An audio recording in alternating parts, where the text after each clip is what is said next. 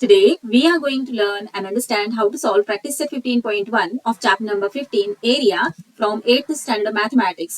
Textbook मध्ये page number 95 वर practice set 15.1 दिलेला आहे. अतिशय छोटूसा हा प्रॅक्टिस सेट आहे. फक्त 3 क्वेश्चन्स आपल्याला विचारलेले आहेत. आपल्या चॅप्टरचे नाव आहे एरिया. एरिया बद्दल आपण लहानपणापासून अभ्यास करत आलेलो आहोत. आता एरिया म्हणजे काय हे तर तुम्हाला माहितच आहे.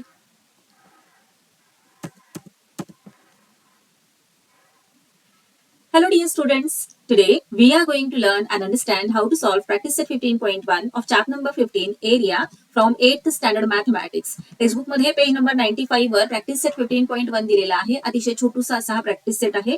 फक्त 3 क्वेश्चन्स आपल्याला विचारलेले आहेत.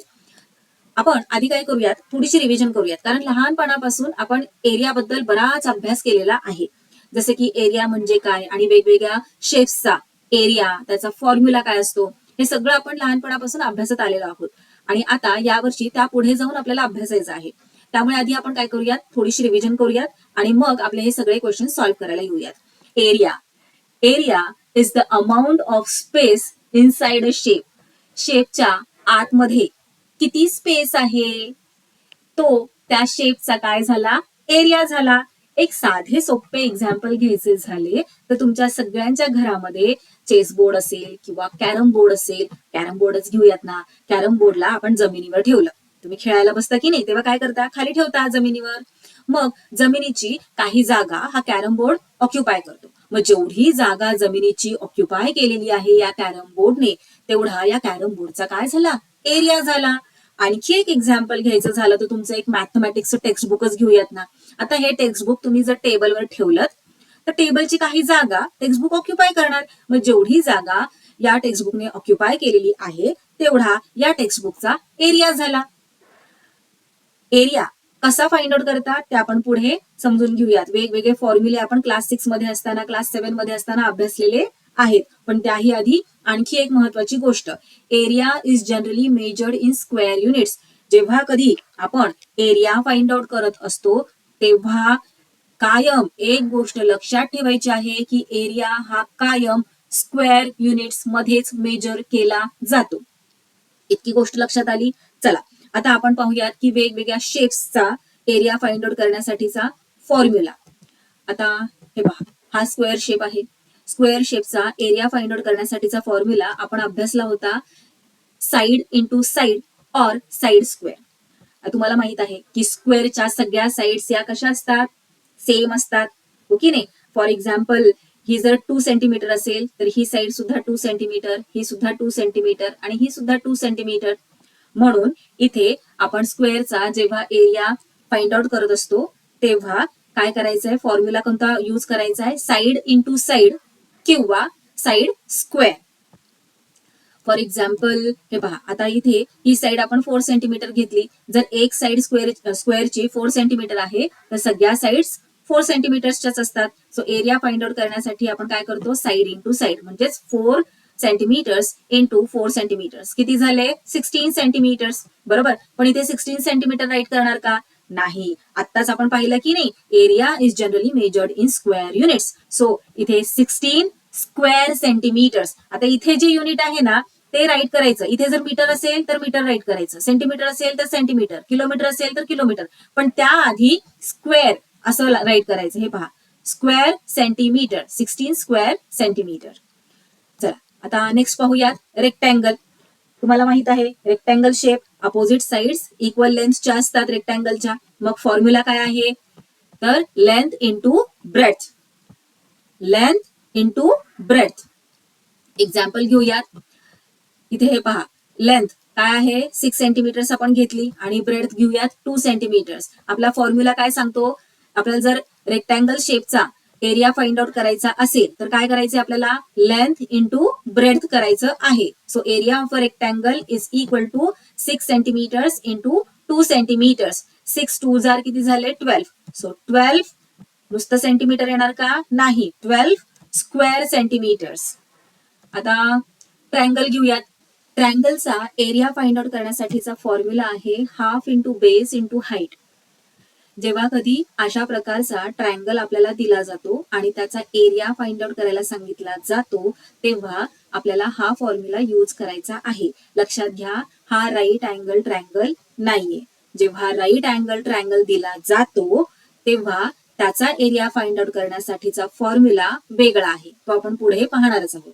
सो अशा प्रकारचा जेव्हा आपल्याला ट्रायंगल दिला जातो तेव्हा त्याचा एरिया फाइंड आउट करण्यासाठी half into base into height आपल्याला करायचं असतं. फॉर एक्झाम्पल, आता या ट्रायंगलचा बेस आहे 6 सेंटीमीटर्स आणि हाईट कशी असते, तर इथे या पॉइंट पासून, या वर्टेक्स पासून एक परपेंडिक्युलर ड्रॉ केला जातो. हे पहा अशा प्रकारे. सो ही काय झाली, या ट्रायंगलची हाईट झाली. ही आपण 2 सेंटीमीटर्स घेऊयात. सो आता या ट्रायंगलचा एरिया फाइंड आउट करायचा आहे. मग काय करणार आपण, area of a triangle is equal to half into base काय आहे 6 सेंटीमीटर्स आणि हाईट काय आहे 2 सेंटीमीटर. So 6 into 2.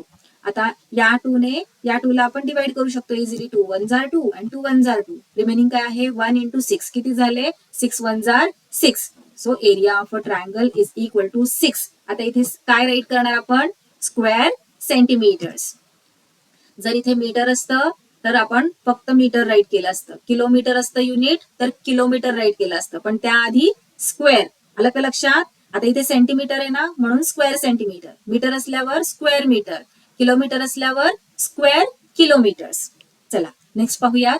आता हे पहा, हा आहे right angle triangle. Right angle ट्रायंगलचा एरिया फाइंड आउट करण्यासाठीचा फॉर्म्युला आहे, area of a right angle triangle is equal to half into product of sides making right angle. आता इथे हाफ तर कॉमन आहे. ट्रायंगलचा मागच्या स्लाइड मध्ये आपण पाहिलं की ट्रायंगलचा एरिया फाइंड आउट करण्यासाठीचा फॉर्म्युला काय होता, half into base into height. बरोबर. मग आता इथे हा राईट अँगल ट्रायंगल आहे, याचा काय फॉर्म्युला आहे एरिया फाइंड आउट करण्यासाठीचा, हाफ सेम आहे. पुढे काय आहे, product of sides making right angle. ज्या साइड्समुळे राईट अँगल फॉर्म झालेला आहे त्यांचा प्रोडक्ट, म्हणजे ही एक साइड आणि ही, याला आपण हाईट सुद्धा म्हणू शकतो. सो या दोन साइड्समुळे इथे हा राईट अँगल फॉर्म झालेला आहे. चला तर मग आपण एक्झाम्पल थ्रू समजून घेऊयात. सो हे पहा, आता ही साइड जर आपण 5 सेंटीमीटर्स घेतली आणि ही 4 सेंटीमीटर्स घेतली तर या राईट अँगल ट्रायंगलचा एरिया किती होणार. चला फॉर्म्युला आहे आपल्याकडे. So area of a right angle triangle is equal to half, त्यानंतर ना इंटू, त्यानंतर ना product of sides making right angle. कोणत्या साइड्समुळे राईट अँगल झालेला आहे, तर ही एक साइड जी की आहे 5 मीटर आणि ही एक साइड जी की आहे 4 मीटर. सो यांचे प्रोडक्ट म्हणजे यांना मल्टिप्लाय करावं लागणार. So 5 into 4. आता या 2 ने 4 ला इझिली डिवाइड करू शकतो. 2 1 जार 2, 2 2 जार 4. रिमेनिंग काय आहे, त्यांचे मल्टिप्लिकेशन करायचे आपल्याला. 5 इंटू 1 5 अँड 5 इंटू 2 किती झाले, 5 2 जार 10. सो आले इथे आन्सर 10. युनिट काय राईट करणार, काय आहे इथे मीटर. नुसतं मीटर राईट करून चालणार नाही, कारण आपण एरिया फाइंड आउट करतोय. So square metre. So 10 square metre झाला या राईट अँगल ट्रायंगलचा एरिया. इतक्या गोष्टी आपण या आधीच्या क्लासेसमध्ये अभ्यासल्या होत्या. आता या वर्षी आपण अभ्यासणार आहोत की पॅरलेलोग्रामचा एरिया कसा फाइंड आउट करायचा आणि त्याच्यासाठीचा फॉर्म्युला काय आहे. हे पहा, पॅरलेलोग्राम म्हणजे काय हे तर तुम्हाला माहित आहे. पॅरलेलोग्रामच्या अपोजिट साइड्स कशा असतात, पॅरलेल असतात. म्हणजे ही साइड आणि ही साइड, पुढे कितीही आपण या साइड्सला वाढवलं इंटरसेक्ट होणार आहेत का, या अजिबात होणार नाहीत, हो ना. त्याचप्रमाणे ही साइड आणि ही साइड पुढे कितीही खालून वरून कितीही त्यांना आपण एक्सटेंड केलं तरीही त्या कधीही एकमेकींना इंटरसेक्ट होणार नाहीत. म्हणून तर याला पॅरलेलोग्राम असं म्हणतात. आता हे पहा, रेक्टँगलचा एरिया फाइंड आउट करण्यासाठीचा फॉर्म्युला आपण पाहिलेला आहे, लेंथ इंटू ब्रेड्थ. बरोबर.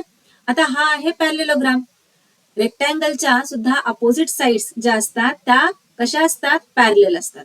याच्या सुद्धा अपोजिट साइड्स पॅरलेल आहेत. आता या दोघांचा काय संबंध आहे एरिया फाइंड आउट करण्यासाठी पुढे तुम्हाला कळणारच आहे. हे पहा, आता इथे आपण काय करूयात, हा जो वर्टेक्स आहे ना, इथून या त्याच्या अपोजिट साइडवर एक परपेंडिक्युलर अशा प्रकारे ड्रॉ करूयात आणि याला इथून कट करूयात. हे पहा, कट केलं. कट केल्यानंतर ना हा जो पार्ट आहे या पार्टला आपण उचलून इकडे ठेवूयात. काय गंमत होणार आहे माहितीये का तुम्हाला, हा जो पॅरलेलोग्राम आहे ना तो रेक्टँगल मध्ये चेंज होऊन जाईल. पहा, एक रेक्टँगल तुम्हाला मिळालं ना. मग आलं का लक्षात तुमच्या? ही रेक्टँगल आणि पॅरलेलोग्राम यांचा एरिया फाइंड आउट करण्यासाठी आपल्याला एक कनेक्शन आहे. मग काय कनेक्शन आहे? चला फॉर्म्युला समजून घेऊयात. कारण पॅरलेलोग्रामला आपण इथून कट केल्यानंतर जो एक ट्रायंगल फॉर्म झालेला होता त्याला उचलून इकडे ठेवल्यावर एक रेक्टँगल झाला तयार. मग पॅरलेलोग्रामचा जो एरिया फाइंड आउट करण्यासाठीचा फॉर्म्युला आहे तो काय आहे? Base into height. रेक्टँगलचा एरिया फाइंड आउट करण्यासाठीचा फॉर्म्युला काय होता? Length into breadth. मग आता इथे लेंथलाच काय म्हटलेलं आहे? बेस म्हटलेला आहे आणि ब्रेडथला काय म्हटलेला आहे? हाईट. इतकाच काय तो फरक. मग चला समजला तुम्हाला फॉर्म्युला? पॅरलेलोग्रामचा एरिया फाइंड आउट करण्यासाठीचा फॉर्म्युला बेस इंटू हाईट. रेक्टँगलचा एरिया फाइंड आउट करण्यासाठीचा फॉर्म्युला लेंथ इंटू ब्रेड्थ. चला प्रॅक्टिस सेट 15.1 मधील फर्स्ट क्वेश्चन सॉल्व्ह करायला घेऊयात. So if base of a parallelogram is 18 centimetre and its height is 11 centimeter. Find its area. So simple, so easy. कारण आपल्याला माहिती आता काय फॉर्म्युला आहे. गिवन काय आहे? बेस गिवन आहे. काय आहे बेस? 18 सेंटीमीटर. त्यानंतर ना हाईट दिली आहे. येस, हाईट पण दिलेली आहे 11 सेंटीमीटर. फाइंड आउट काय करायचं आपल्याला? एरिया. येस, आपल्याकडे फॉर्म्युला आहे. We know that area of a parallelogram is equal to base into height. So base into height करायचे आपल्याला. पहिला किती इझी आहे? बेसिक्स कळालं ना? अजिबात आपण आयुष्यात कधी विसरणार नाही. सो 18 इंटू 11 केल्यानंतर आपल्याला प्रोडक्ट मिळतं 198. Let's write here 198. आता पुढे युनिट राईट करणं खूप इम्पॉर्टंट आहे. जर तुम्ही युनिट राईट करणं विसरलात तर तुम्ही हे आतापर्यंत जे काही राईट केलंय त्याचा काहीही अर्थ राहत नाही. एवढं राईट केलं नाही याला हाफच मार्क मिळेल तुम्हाला. तोही कशाला? तर या फॉर्म्युल्याला. बाकी कशालाच मिळणार नाही. आलं लक्षात? सो काय राईट करायचं इथे आपल्याला? युनिट. इथे काय आहे? सेंटीमीटर. आणि काय फाइंड आउट करतोय? एरिया. सो एरिया हा कायम स्क्वेअर युनिट्स मध्ये मेजर केला जातो म्हणून स्क्वेअर सेंटीमीटर्स. चला फर्स्ट क्वेश्चन तर पटकन झालाय आपला. सेकंड क्वेश्चन तर याहून पटकन होणार आहे. If area of a parallelogram is 19.6 square centimetres and its base is 8 centimetre, find its height. अजिबात घाबरायचं नाहीये डेसिमल पॉईंट पाहून. बरेच मुलांना लगेच अशी भीती वाटायला लागते. त्यांचे डोळे फिरतात. अरे आता डेसिमल पॉईंट आला, काय करायचं? घाबरायचं नाहीये. आपल्याला सगळं माहित आहे. हो ना? सो सोल्युशन काय काय दिलंय ते आधी राईट करून घ्यायचंय. एरिया दिलेला आहे पॅरलेलोग्रामचा. मग काय दिलेलं आहे? बेस दिलेला आहे पॅरलेलोग्रामचा आणि हाईट आपल्याला फाइंड आउट करायची आहे. आता सेम फॉर्म्युला आपण यूज करणार आहोत. We know that area of a parallelogram is equal to base into height. Area दिलेला आहे 29.6 राईट केला. बेस दिलेला आहे 8. हाईट फाइंड आउट करायची आहे. मग हाईटला ऍज इट इज राईट करून घेतलं. आता हाईटला एकट्याला आपण राईट हँड साईडला ठेवलं तरच आपल्याला हाईट किती असणार आहे या पॅरलेलोग्रामची ती मिळणार आहे. म्हणून या 8 ला पाठवून देऊयात इक्वल टू च्या लेफ्ट हँड साईडला. पण इथे तो मल्टिप्लिकेशन मध्ये आहे. इकडे जेव्हा जाईल तो तेव्हा डिव्हिजन मध्ये चेंज होणार. सो 29.6 ऍज इट इज येणार डिवायडेड बाय 8 येणार इज इक्वल टू हाईट. आता 29.6 डिवायडेड बाय 8 करायचं. इथे तर डेसिमल पॉईंट आहे. मग कसं करायचं? घाबरायचं नाहीये. आपण जसं डिव्हिजन करतो त्याच प्रकारे डिवाइड करायचं आपल्याला. हे पहा 8 झिरोज आर 0. 2 मधून 0 सबट्रॅक्ट केला. 2 रिमेनिंग राहिला. हा 9 घेतला खाली 29 झाला. 8 3 आर 24. 29 मधून 24 सबट्रॅक्ट केले 5 आले. आता इथे 5 आलेला आहे. इथे डेसिमल पॉईंट आहे. मग हा डेसिमल पॉईंट खाली घ्यायचा का? तर नाही.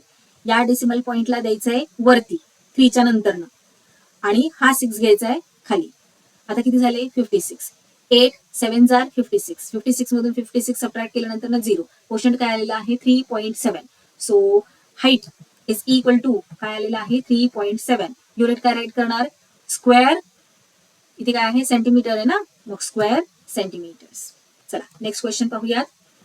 Area of a parallelogram is 83.2 square centimetres. If its height is 6.4 centimetres, find the length of its base. हे पहा मागच्या क्वेश्चन मध्ये आपल्याला बेस दिलेला होता, हाईट फाइंड आउट करायला सांगितली. या क्वेश्चन मध्ये हाईट दिलेला आहे, बेस फाइंड आउट करायला सांगितले.